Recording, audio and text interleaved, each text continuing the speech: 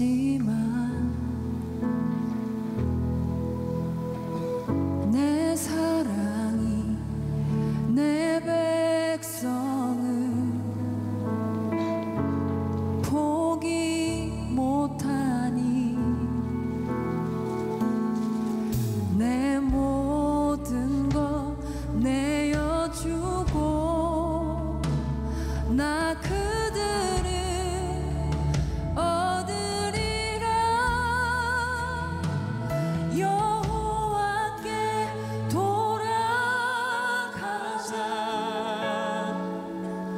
우린 돌아서도 그는 변치 않네. 여호와께 돌아가자.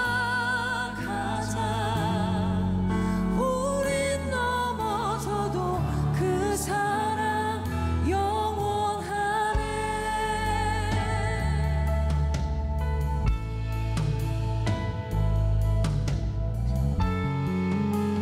우리는 넘어져도 영원한 그 사랑께 이 시간 고백하며 찬양합시다.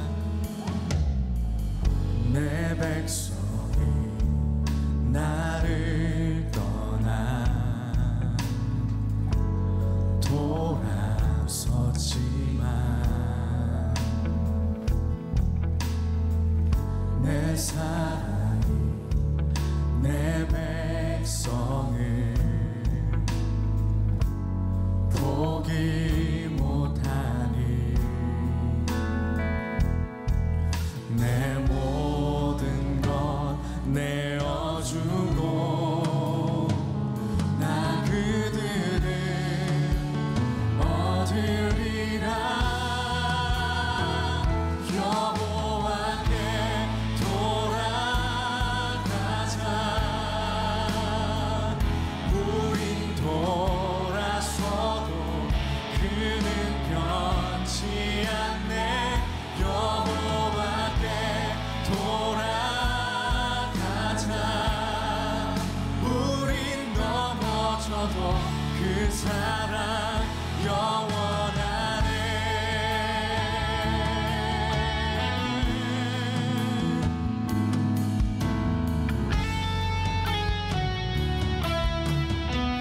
내 백성이 나를 떠나 내 백성이 나를 떠나 돌아섰지만 내 사랑이 내 백성을 포기 못하니 내 모든 것 내어주고 나 그들을. 이러한 마음을 가지신 우리 주님께 이 시간 함께 돌아갑시다. 여호와께 돌아가자. 우린 돌아서도 그는 변치 않네. 여호와께 돌아가자. 우린 넘어져도 그 사랑 영원하네. 여호와께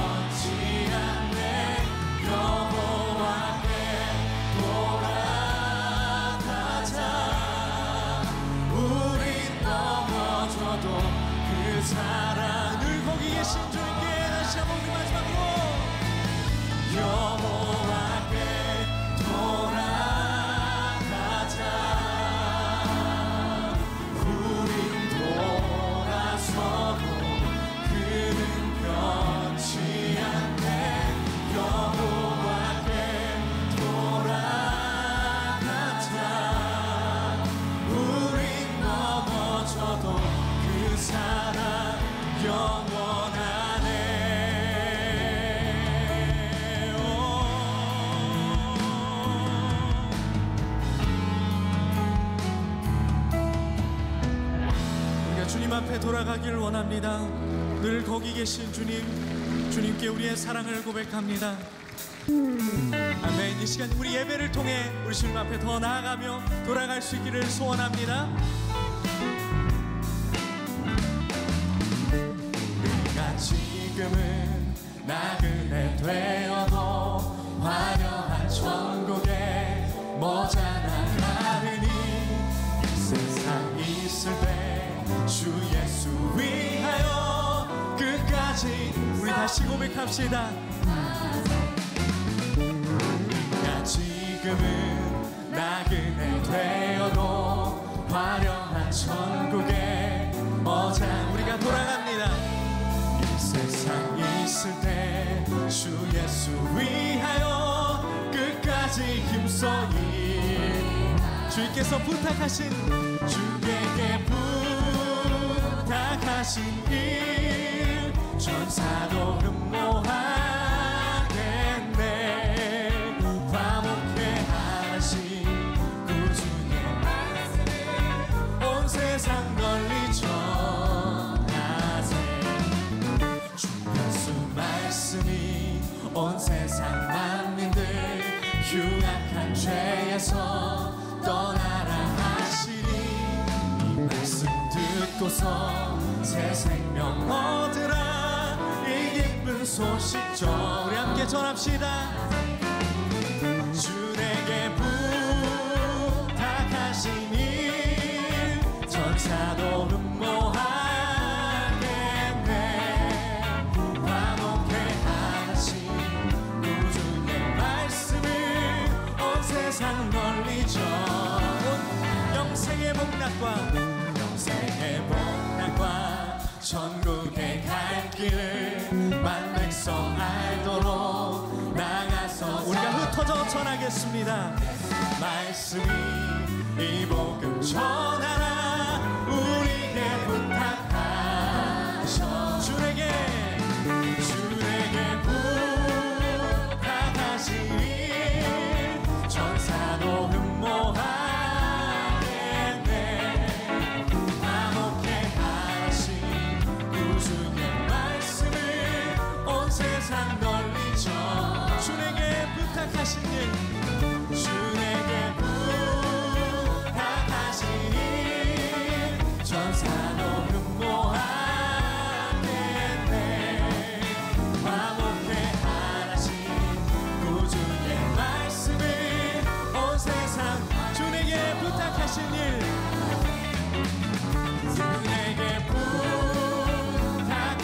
흩어져 복음을 전하는 일 흠모하겠네. 화목해 하신 구주의 말씀을 온 세상 널리 전 옳은 길 따르라. 옳은 길 따르라. 의의 길을 세계 만민의 참된 길 이 길 따라서 살 길을 온 세계에 전하세. 만 백성이 나가리 어둠 밤 지나고 동튼다. 환한 빛 보아라. 저비 주 예수의 나라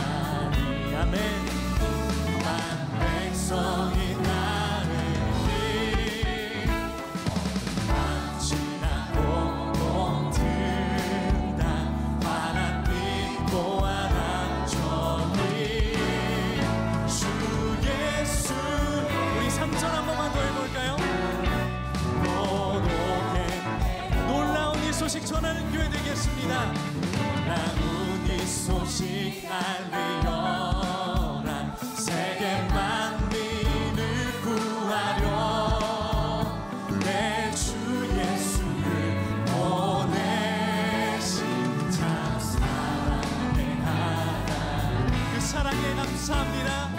백성이 땅을 만지라고 목든다. 바람 믿고 하나 저비 주 예수의 나라 이 땅에 보고게. 마지막으로 어두운 밤 지나고 또 우리 만나교회를 통해서 주께서 그렇게 일하실 것입니다. 아멘. 주 예수의 나라 이 땅에 오겠네. 어두운 밤 지나고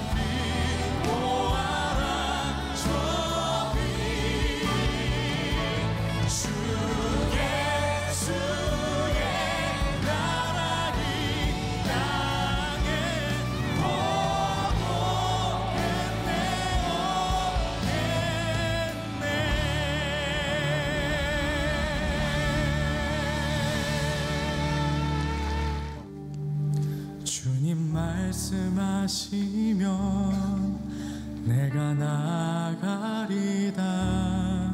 주님 뜻이 아니면 내가 멈춰서리다. 나의 가고 서는 것 주님 뜻에 있으니 오 주님 나를 이끌. 함께 고백합시다. 주님 말씀하시면 주님 말씀하시면 우리가 가겠습니다. 내가 나가리라.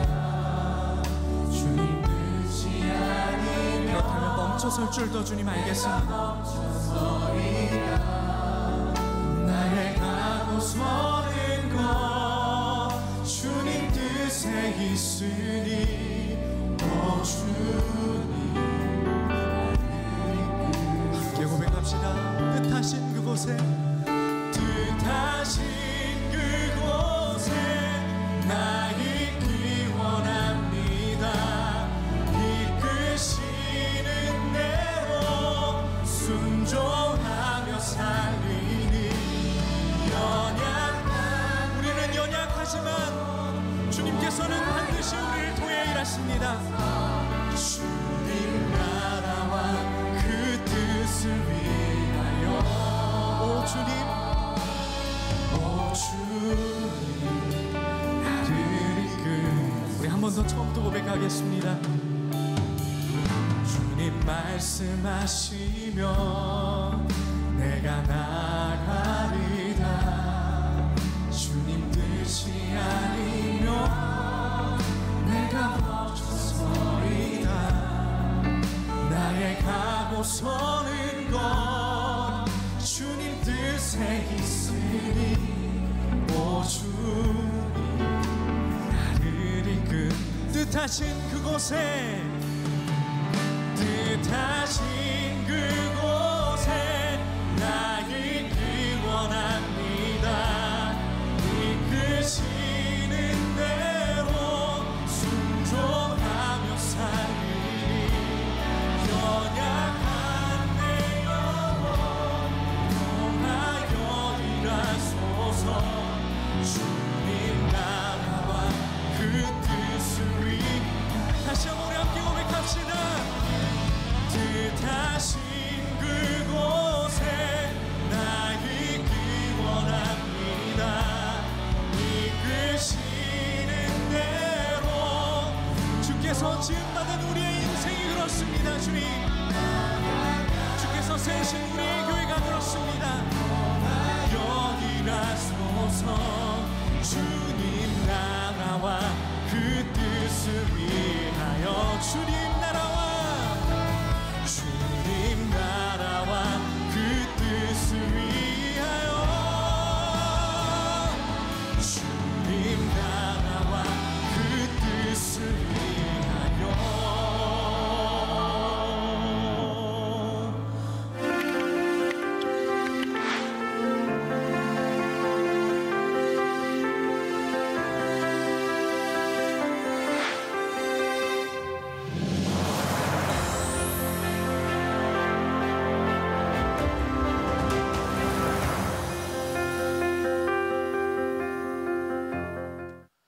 우리가 계속해서 교회에 대한 말씀을 나누고 있습니다.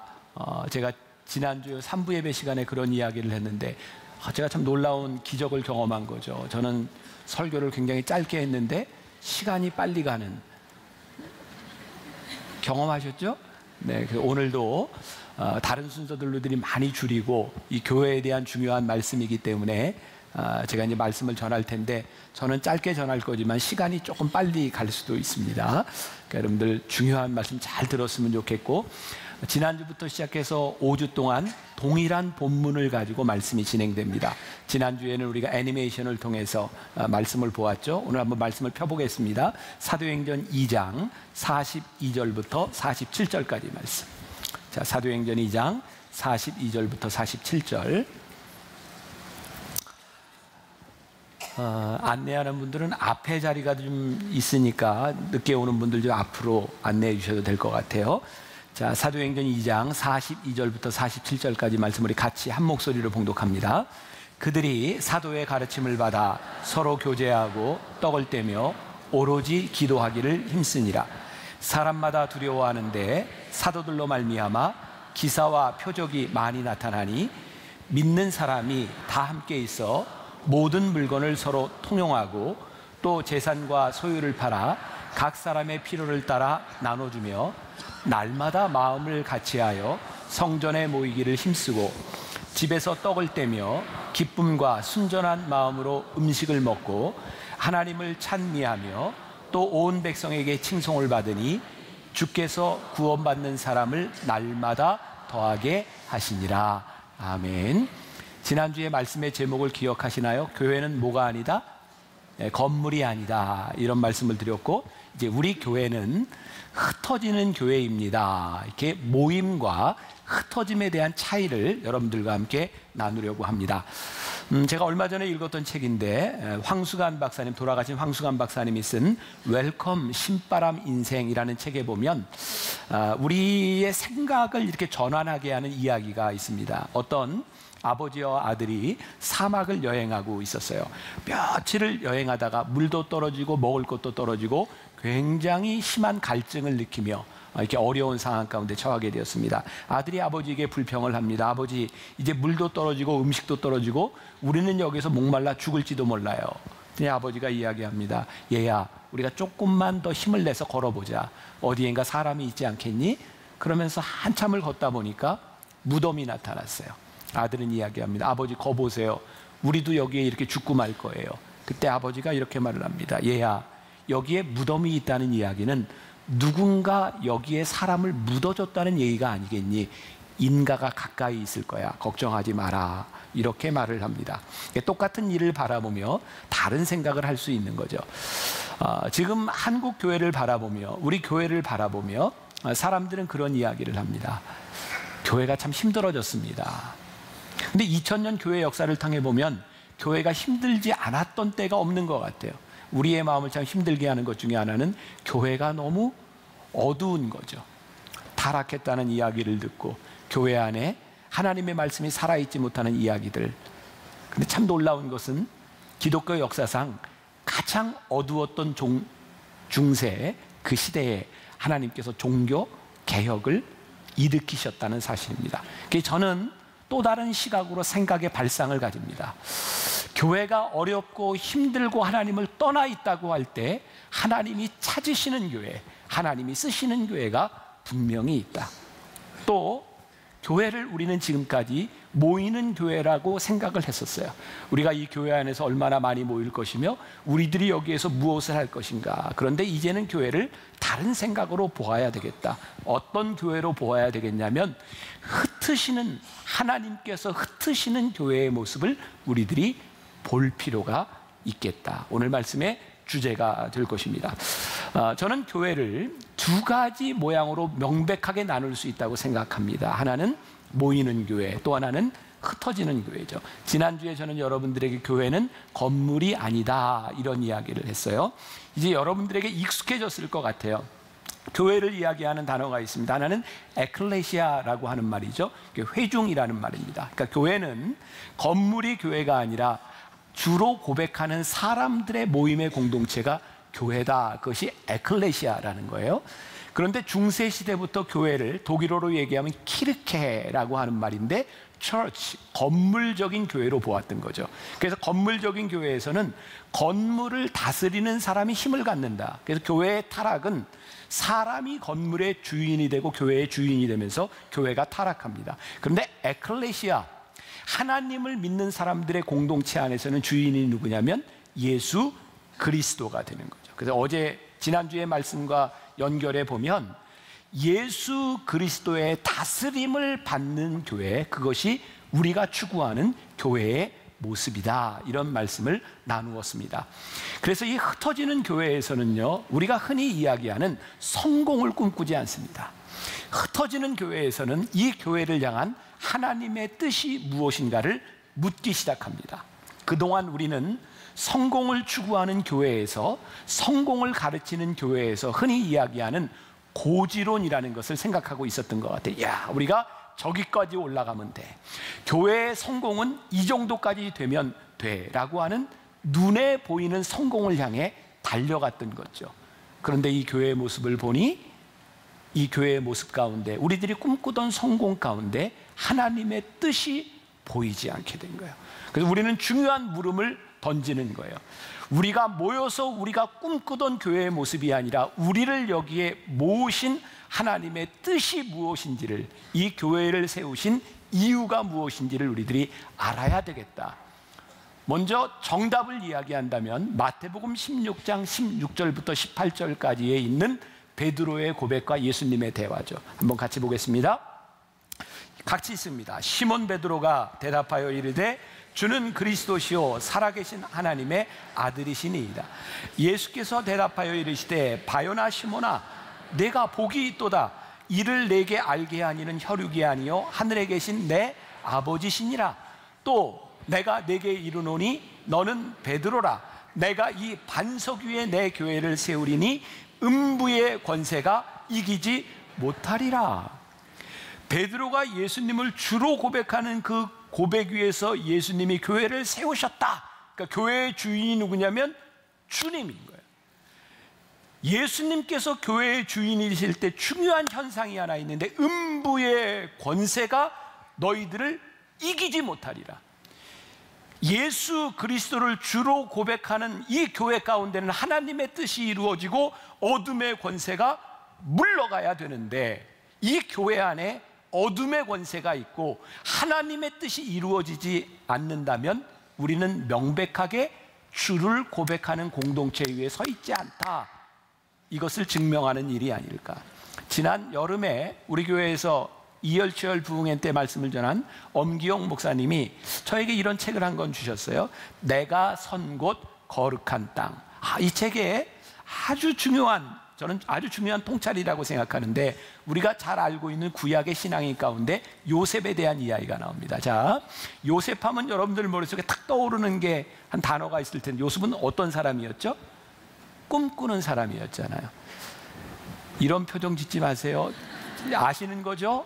네, 알면 안다. 자, 요셉은 꿈꾸는 사람이었어요. 근데 이 내가 선 거 거룩한 땅이라는 책에 보니까요, 어떤 이야기를 하고 있냐면, 요셉은 꿈꾸는 사람이었는데 어떤 꿈을 꿨어요? 그가 어느 날 꿈을 꾸는데 그의 형제들을 이렇게 비유하는 볕단들이 와서 자기에게 절하는 거예요. 해와 달과 별들이 그에게 절하는 거예요. 그래서 그것 때문에 요셉은 형들에게 미움을 받고 팔려갑니다. 요셉은 꿈꾸는 사람이었는데 하나님은 요셉이 꾸었던 꿈대로 이루신 분이 아니라 하나님은 그 요셉과 함께 동행하시면서 하나님의 뜻을 이루신 분이라는 거예요. 사실 요셉은 그가 꾼 꿈 때문에 어려움을 당합니다.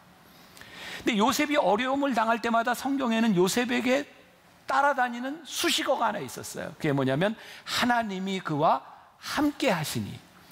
우리가 요셉을 바라보면 그를 우리는 형통한 사람이라고 이야기를 하는데, 그가 꿈을 꾸고 그가 계획을 세웠던 것을 이루었기 때문에 형통한 사람이 아니라 그가 살아가는 인생 가운데 하나님이 동행하심으로 그의 삶이 형통했다고 말씀하고 있어요. 자, 이 책이 아주 재미있는 이야기더라고요. 요셉이, 여러분들께 궁금증을 가지시는지 모르겠지만 그 당시 바로 왕의 꿈을 해석하여 준 것 때문에 모세가 총리가 됩니다. 어떻게 그런 일이 일어나? 아니, 꿈 해석해 줬다고 어떻게 이스라엘 사람이 애굽이라고 하는 큰 나라의 총리가 될 수 있겠습니까? 당시 이제 애굽의 왕을 우리가 바로라고 부르는 거죠. 그런데 역사가들의 이야기에 의하면 요셉이 꿈을 해석해 줬던 그 왕은 순수 애굽 혈통을 가진 사람이 아니라 이방의 혈통을 가진 사람이었다는 거예요. 그래서 그 사람은 애굽 나라의 다른 족속들을 정치적인 지도자로 세우는 일에 대하여 별로 거부감이 없었다는 거예요. 요셉이요, 총리가 되는데 별로 거부감이 없었다는 거예요. 430년이 지나고 그 땅에 요셉을 모르는 왕이 들어서죠. 또 다른 바로가 들어선 겁니다. 그때 누가 태어났냐면 모세가 태어났죠. 여러분 아시는 이야기죠. 모세가 태어날 당시에 모든 이스라엘에 태어난 남자아이들은 다 죽이라 그랬어요. 그때 모세를 살리기 위해서 갈대 상자에 넣어가지고 나일강에 띄어보내는데, 그때 목욕을 하고 있던 바로의 공주가 그것을 보고 모세를 건져다가 키웁니다. 무슨 말이냐면 모세는 이제 왕자가 되었다는 거예요. 게다가 그 당시에 모세가 가지고 있었던 위치는 아들이 없었던 이 왕에게 왕이 될 수 있는 지위에 있었어요. 근데 이해할 수 없는 일이 벌어진 거죠. 모세가 싸움을 하고 있었던 애굽 사람 하나를 죽입니다.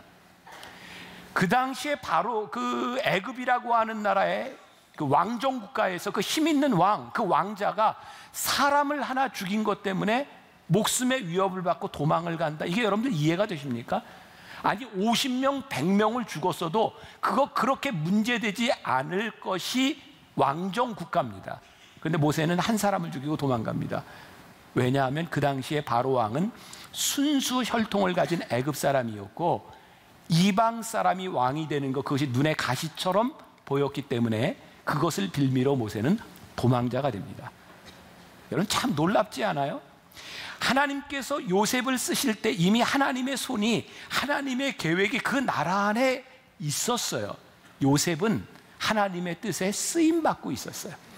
모세가 지도자가 될 때 하나님은 모세를 향한, 이스라엘 백성을 향한 하나님의 계획을 가지고 하나님은 하나님의 뜻을 이루어가고 계셨다는 사실이에요. 놀라운 일은 우리가 꾸는 꿈, 우리가 생각하는 꿈을 가지십시오, 비전을 가지십시오라고 하는 우리의 생각과 우리의 꿈이 아니라 하나님의 역사 가운데, 하나님의 계획 가운데, 하나님의 다스림 가운데 우리가 쓰임받는 교회가 된다는 것이 우리들에게 훨씬 더 중요한 일입니다.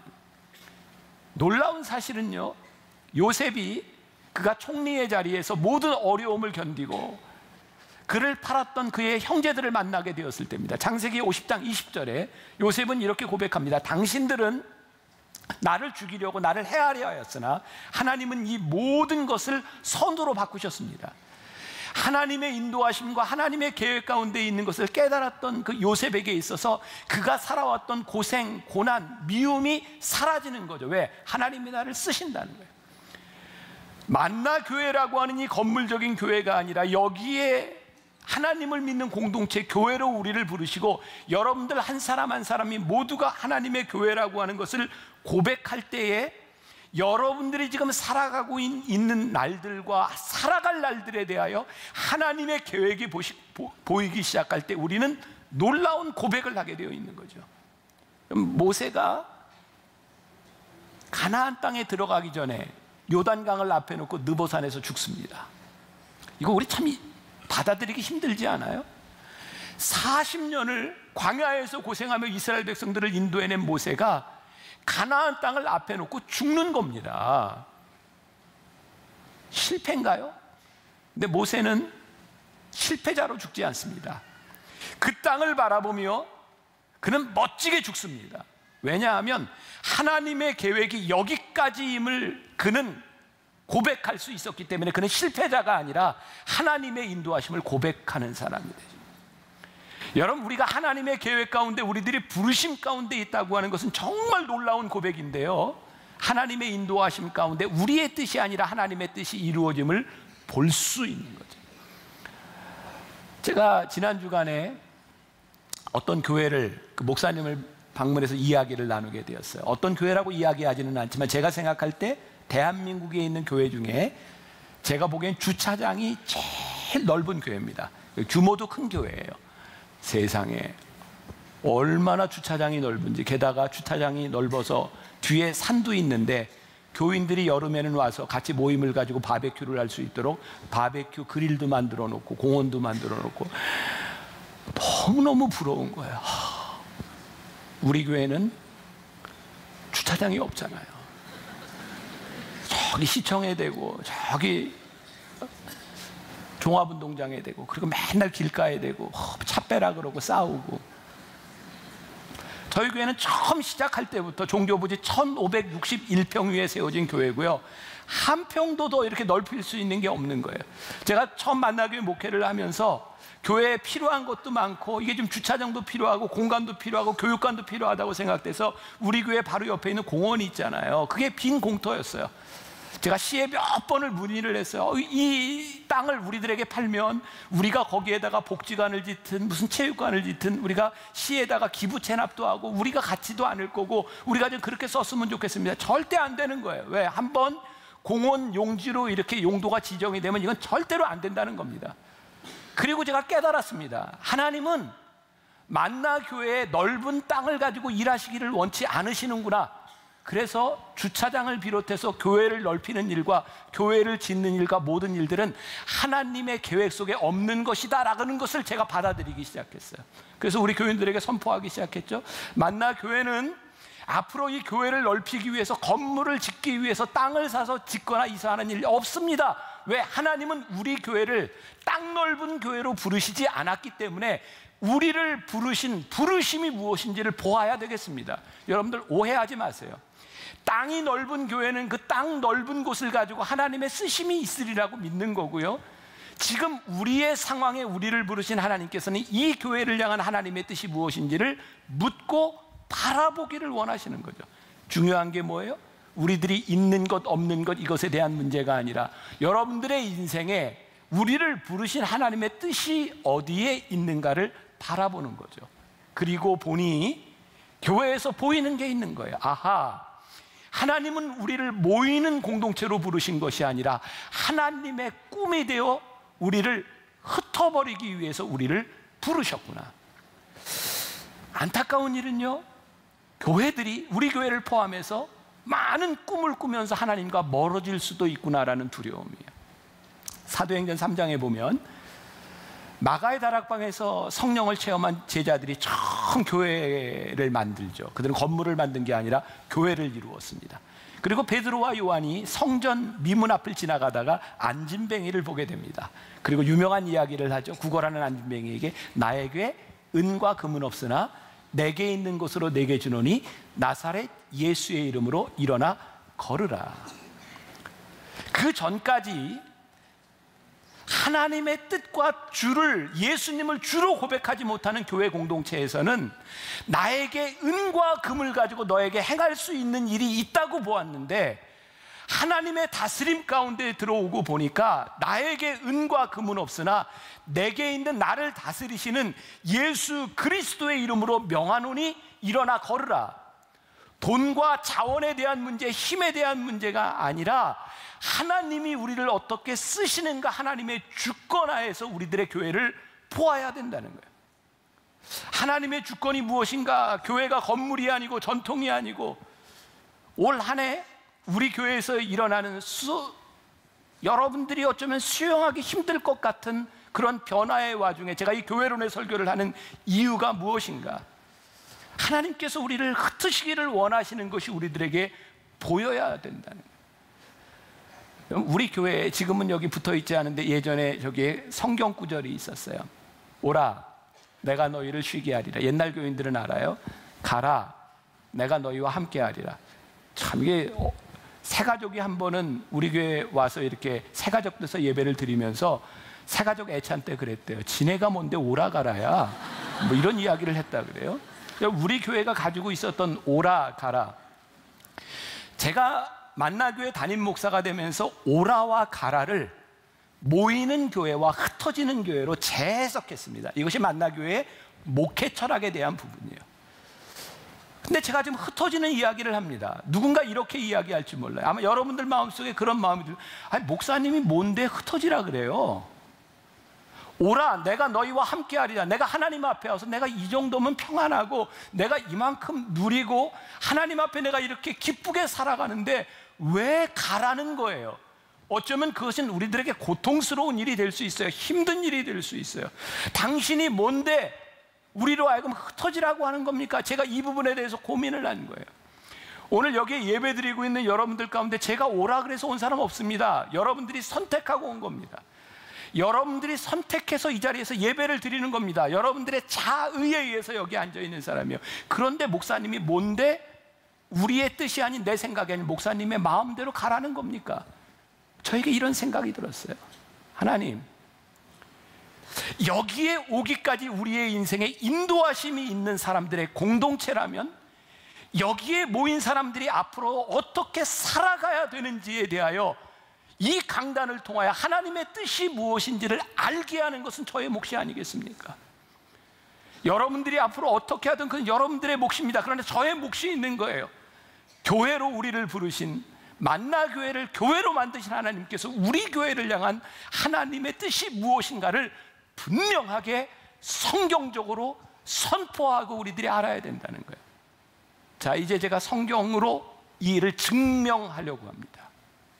증거될 거예요. 잘 들으세요. 증거를 댑니다. 제가 만일 하나님께서 교회를 세우시고 교회를 세우는 것이 목적이었다면 절대로 이런 일이 일어나지 않았을 겁니다. 오늘 우리가 읽었던 본문 말씀 마지막 절 47절에 하나님을 찬미하며 온 백성에게 칭송을 드리니 주께서 구원받는 사람을 어떻게 했다고요?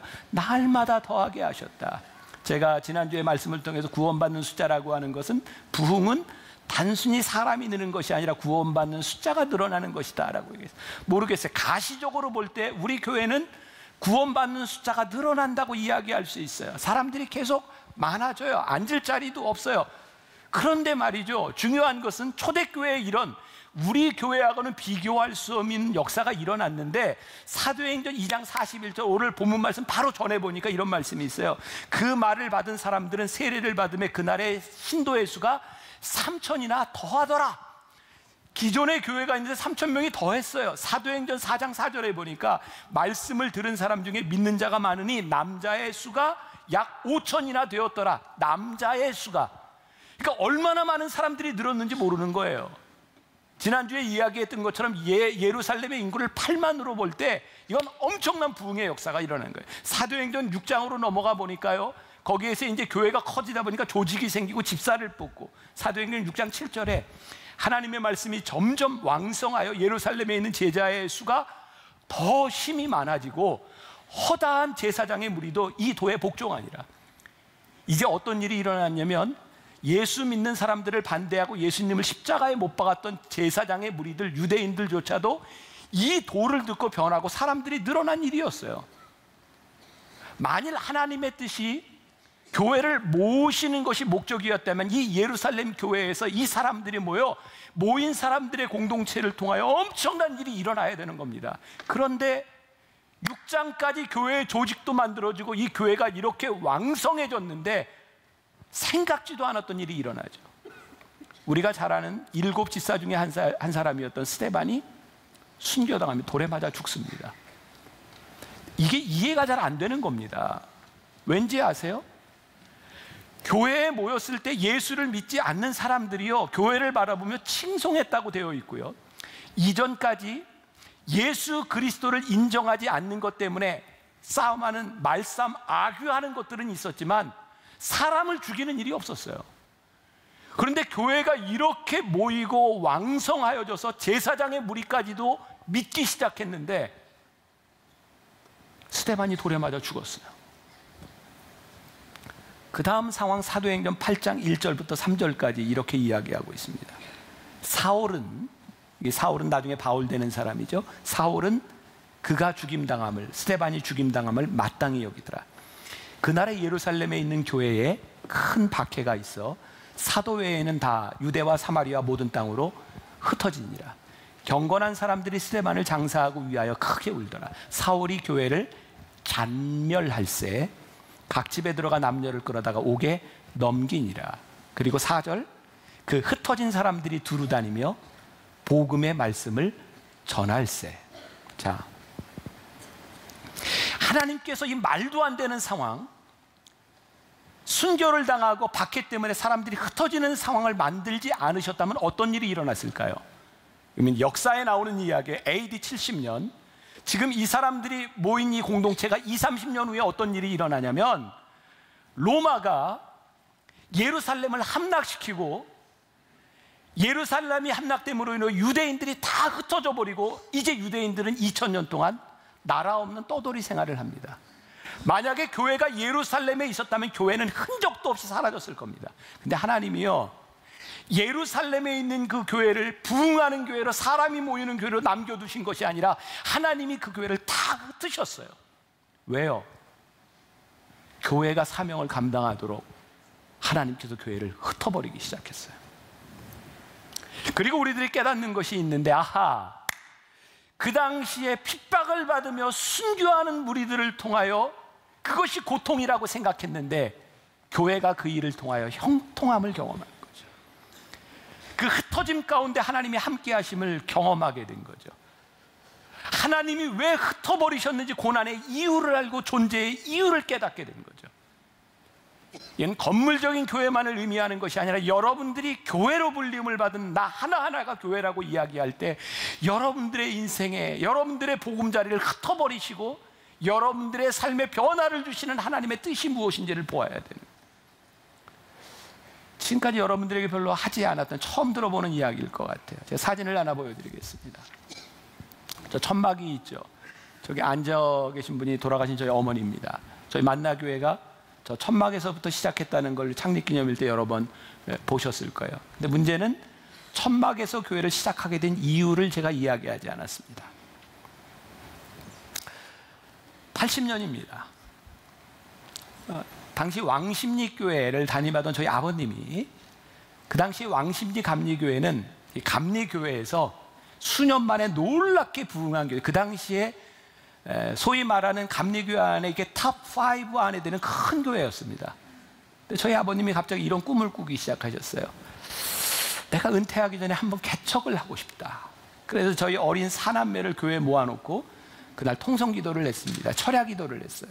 어떻게 할까? 그때 우리 저희 사남매가 아버지 개척하세요, 저희가 돕겠습니다. 그래서 나갔던 교회가 지금 그 압구정동에 있는 현대아파트 앞에, 거기에서 처음 예배를 드리게 되는데 그때는 만나교회가 아니었어요. 삼양동에 있는 어떤 교회가 영동에다가 교회를 하나 개척했습니다. 그 교회 이름이 삼양교회가 영동에 개척했다 그래서 삼영교회였습니다. 그때 있던 멤버들이 우리 교회에 아직도 있습니다. 그리고 그 교회에서 당시 유명했던 부흥사였던 김우영 목사님을 담임으로 초청했고 그 교회는 정말 놀랍게 단시일 내에 부흥을 경험합니다. 사람들이 순식간에 모여들었고요. 삼영교회 너무 촌스럽다. 그래서 이름을 만나교회로 바꿨습니다. 그리고 그 상가교회에서 대형 버스를 사고 교회가 막 부흥하는데 어떤 일이 일어났냐면 그곳에 먼저 있던 교인들이, 저는 어렸으니 그때 고등학생이었으니까 이유를 잘 모르겠어요. 저희 아버님이 설교하려고 강단에 올라가시면서 사람들이 끌어내리고 설교를 못하게 하고 소리 지르고 욕을 하는 그런 일들을 제가 보았어요. 어떻게 교회에서 이런 일이 일어날 수 있는가? 그래서 거기 모였던 수없이 많은 사람들이 거기에 있는 본래 있었던 사람들에게 교회가 쫓겨났습니다. 그리고 만나교회라고 하는 이름으로 잠실 벌판에 저 천막에서 예배를 드리기 시작했어요. 그때 제가 성가대를 하면서 성가대를 특성을 하려고 이렇게 서면 머리가 천막에 대해서 이렇게 노래를 불러야 되는 그런 천막에서 만나교회가 시작했습니다. 제가 지금 하는 이야기가 여러분 이렇게 천막으로 쫓겨났고 벌판으로 쫓겨났지만 만나교회가 이렇게 큰 교회가 됐습니다, 이런 이야기를 하려는 게 아니에요. 그 흩어짐의 이유가 있었다는 거예요. 그 흩어짐이 힘들고 어렵고 내가 정말 가기 싫은데 하나님께서 우리를 흩으시게 하고 내가 원치 않는 일들이 우리들에게서 일어나게 될 때 하나님의 뜻과 하나님의 손길이 우리들에게 보이기 시작하는 거예요. 내 꿈이 아닌 하나님의 뜻이 보이기 시작하는 거예요. 하나님이 함께 하심으로. 그래서 교회가 이제 교회 중심적인 사고가 아닌 하나님 중심적인 사고로 우리들이 전환하기 시작할 때 흩어짐에 대한 의미를 이해하게 되는 거죠. 교회 중심적이라고 하는 것은 뭐예요? 우리 교회에서 우리 교인들이 모여서 무엇을 할까, 이것이 아니라 우리를 모으신 하나님께서 이 교회를 향해 어떤 꿈을 가지고 계시는가. 아주 중요한 것 중에 하나는 하나님께서 우리를 쓰실 때 우리의 삶의 모든 경험을 사용하신다는 거예요. 요셉이 꿈꾸는 사람이었기 때문에 꿈을 사용하셨던 것처럼, 모세가 왕자로 있었기 때문에 그의 리더십을 사용하셨던 것처럼, 여러분들이 살아왔던 삶의 경험과 만나교회가 지난 36년 동안 걸어왔던 이 경험을 통해서 하나님이 우리들에게 보여주시는 것이 무엇인가를 보아야 돼요. 그리고 제 입으로 이렇게 하긴 쑥스럽지만 사실이잖아요. 하나님께서 만나교회 담임 목사로 저를 세워주셨을 때 제 목회의 경험과 제 삶의 고백을 통해서 우리 교인들과 함께 이끌어가는 교회는 어떤 모습이어야 할 것이냐를 하나님이 보여주시는 거죠. 제가 만나교회 청년 목사로 처음 사역을 시작할 때 저에겐 꿈이 있었어요. 어떤 꿈이었냐면 제 경험 때문이었어요. 저는 영월에서 첫 목회를 시작했고 오래 하지는 않았지만 늘 그 영월에 있었던, 시골에 있었던 교인들에 대한 그 마음이 있었어요. 제가 거길 떠나올 때 군목으로 가야 되는 것 때문에 영장이 나와서 교회를 떠나갈 때 울었거든요. 너무 마음이 아파서. 그래서 제가 군목을 마치고 유학을 마치고 돌아왔을 때 제 마음속에 우리 청년들과 함께 영어를 살리자, 이런 마음을 가지고, 그때 우리 교회 청년들이 100명도 모이지 않을 때입니다. 제가 청년들을 데리고 영월에 찾아가기 시작했어요. 의료팀도 만들고 식사봉사하는 팀, 농활팀, 성경학교팀 만들어서요 2박 3일씩 청년들을 데리고 1년에 몇 차례씩 가기 시작했어요. 정말 겨울에 맨바닥에서, 교회 바닥에서 이불을 깔고 자면서 그 영어를 섬기는 일을 했어요. 그리고 제 마음 가운데 저도 영월에 있었지만 이제 목사 안수만 받으면 떠나가는 그곳, 목회자에 대한 신뢰도 없고 그 찢어지게 가난한 노인들 가운데서 교회가 할 수 있는 일이 무엇인가, 우리가 뭔가를 할 수 있을까. 그래서 성경학교를 하고 이렇게 섬기다 보니까 그 영월에서 이런 요청이 들어오는 거예요. 그렇게 2박 3일씩 띄엄띄엄 오지 말고 매주 와서 해줄 수 없습니까? 할 수 있었어요. 일부 예배를 드리고 청년들이 돌아가면서 성경학교 충분히 해줄 수 있었어요. 근데 문제는 뭔지 아세요? 제가 파트타임으로 청년 목사로 사역을 하면서 이 교회 안에서 내가 인정받을 수 있는 것이 딱 하나밖에 없는 거예요. 내가 인도하고 있는 청년부 예배에 몇 명이 모이는가. 그런데 그것을 돕기 위해서는 나와 함께 예배 드리는 그 청년들을 그곳에 보내야 되는 거예요. 성공의 척도가 되는, 눈으로 보여지는 척도를 내가 나타낼 수가 없는 거예요. 그리고 그것 때문에 제가 굉장히 고민했어요. 그리고 깨닫게 된 거예요. 나는 하나님의 나라를 꿈꾸고 하나님의 뜻을 꿈꾸는 것이 아니라 내가 이 교회에서 이루는 것이 무엇인가를 생각하고 있구나. 내가 목사일 수는 있지만 하나님이 쓰시는 사람이 아닐 수 있구나.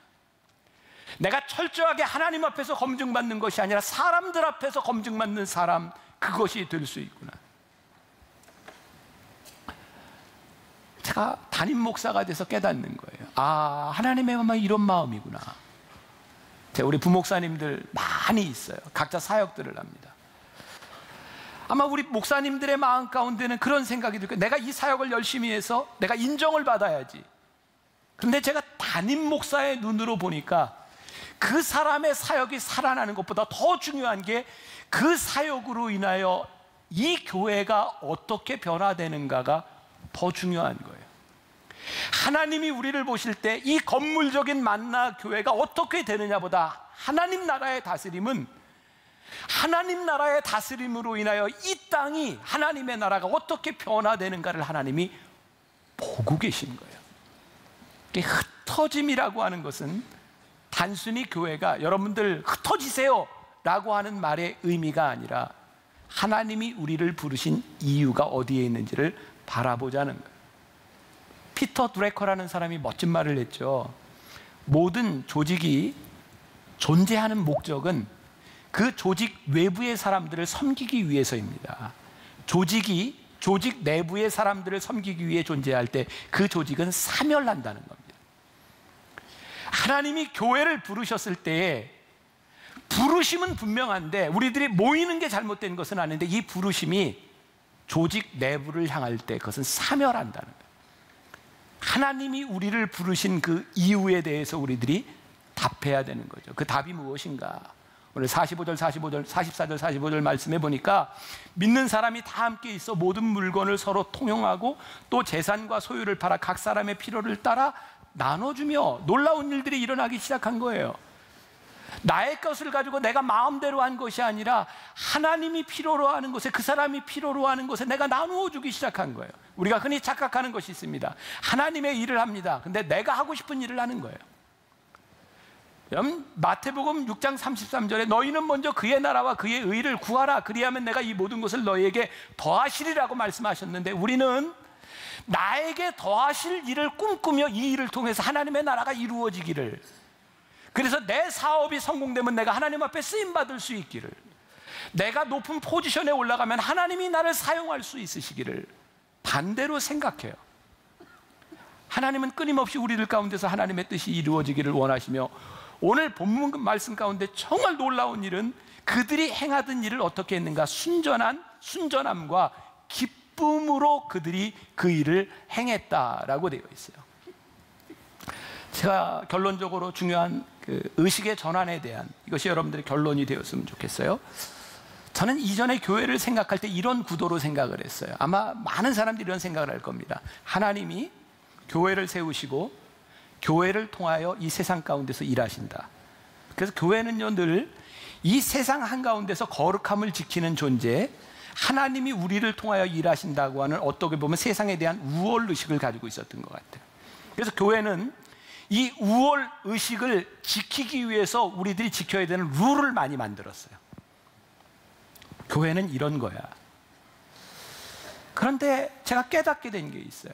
선교학을 공부하면서 하나님은 하나님의 일을 위해서 교회를 세우신 것은 분명하지만 하나님은 교회를 위해서 교회를 세우신 것이 아니라 하나님이 세상을 위하여 교회를 세우셨다는 거예요. 그리고 깨닫게 된 것이 하나님이 교회에서 일하시는 것이 아니라 하나님이 세상 가운데 일하신다는 거였어요.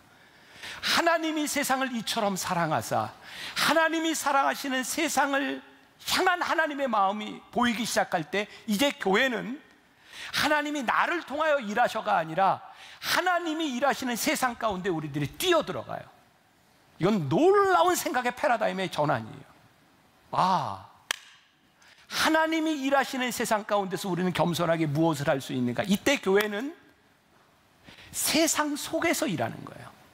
세속적이 되는 것이 아니라 세상 속에서 일하는 교회가 되는 거예요. 여러분, 이건 우리들의 삶의 지경을 놀랍게 변화시키는 일이고, 앞으로 우리가 부활절을 기점으로 해서 우리가 토요 예배를 드리려고 하는 이유가 뭔지 아세요? 아무리 흩어져라 뭐 해라 해도 안 듣잖아요, 여러분들이. 그래서 제가 강제로 만드는 거예요. 우리가 토요일 날 예배 드리고 세상으로 들어가자는 거예요. 그게 어려운 교회이기도 하고 우리들이 섬겨야 될 곳이기도 하고. 제가 지금 요즘 그런 얘기 참 많이 듣습니다. 목사님 그거 안 돼요. 사람들 요즘 말 안 듣습니다. 근데 제 말은 안 들어도 괜찮아요. 근데 하나님 말씀은 들으세요. 하나님의 뜻이 무엇인지를 우리들이 보아야 되고, 저는 근본적으로 담임 목사인 저의 욕심을 먼저 내려놓으면 저 가능하다고 생각하거든요. 왜?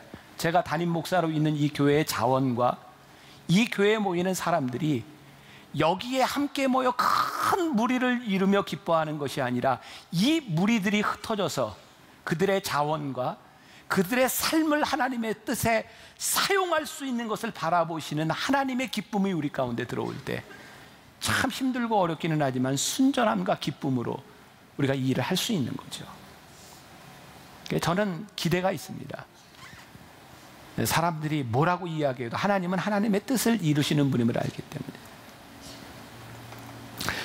미국 LA에 유명한 교회가 있어요. 모자이크 처치라고. 그 교회는 특별하게 흔히 좀 어려운 말로 이머징 처치라고 얘기하는데 새로운 교회 모델로 시작돼서 젊은이들이 많이 모이는 교회입니다. 근데 어느 날 그 교회가 교회 건물을 팔고요, LA 헐리우드 근처로 이사를 갑니다.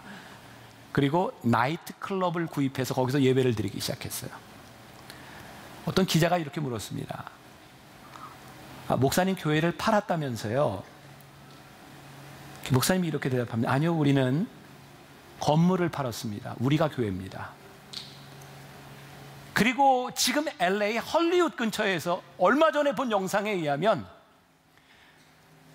한 달에 2번씩 그 젊은이들을 세례를 주는 일들이 일어나는데 헐리우드 블러버드 그 밖에서 젊은이를 세례를 줍니다. 수십 명, 수백 명의 사람들이 거기에서 세례를 받습니다. 나이트 클럽에서 예배를 드리면서. 왜?